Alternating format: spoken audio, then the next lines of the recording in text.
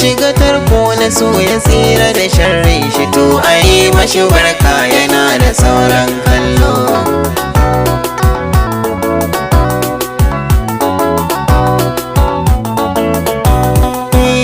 Wani ciwo ne wanda zuciya ke samun shi, wanda ba a gani nai bare a ce an gane shi, kuma ba shi da wani magani da zai rage ciwon shi. So akwai raɗaɗi mai shiga cikinka, shi ka sanya maza zai su ringa kuka.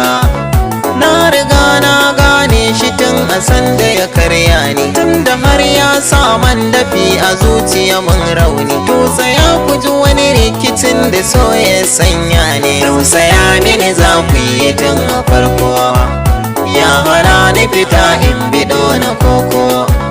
Tun a farko ni ban zamo gwanin soyayya ba, har abokaina na faɗa da ni ban waye ba. Wasu ko sai su faɗan me in ba girman kai ba, ni ko tsoro ya saka ni gujewa mata, ko akan hanya sai na basu rata. To ashe haka bai sa na tsallakewa sharrin ba. Wata rana da sassafe ban fita gun aiki ba, ni da Alfaruk dan jaka da ne ban manta ba. Sai kira ya shigo wanda babu suna, a wayata dama tana hannuna. Da na ce ban ɗauka ya ce da ni daure duba, kila wani aikin ne ya samu kai baka gane ba. In ka ɗauka ko mami ba zai zama illa ba. Sai na ɗauka salama da fari na yi, take na ta an amsa murya da sanyi.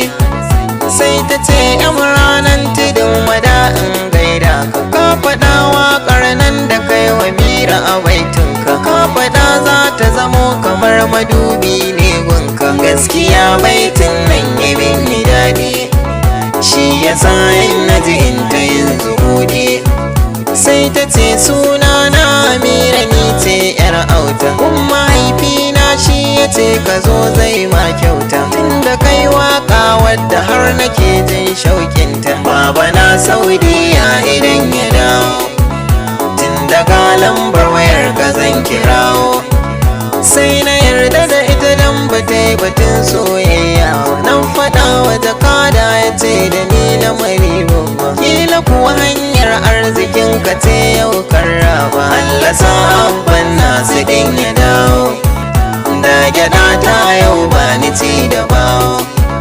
Tun a ranar katin 1000 guda ta tura min, ta faɗa min duk sanda babu ma za ta daɗa min. Haka dai kullum in muna waya sai ta faɗa min, yaushe ne wai za ta shigo gurina, dan tana so ni da ita mu gana.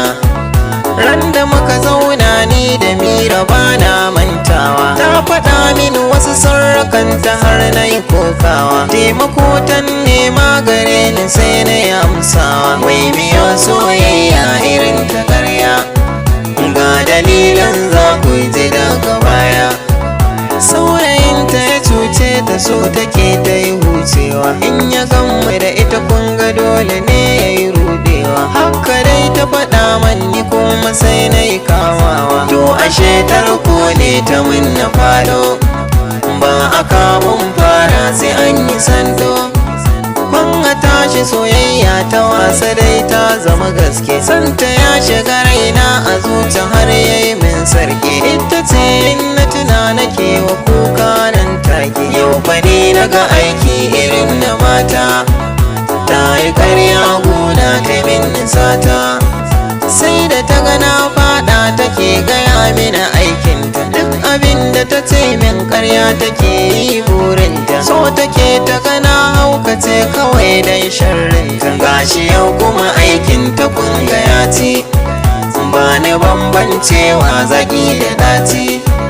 To amma ni ban yarda ta yi mun 1-0 ba, zani rama ku biyo ni za ku ji ni anan gaba. Zani sata ta so ni domin ba zai yi na kyale ba, ku biyo ni a waƙar da zana karo, za ta san bambancin dawa da gero.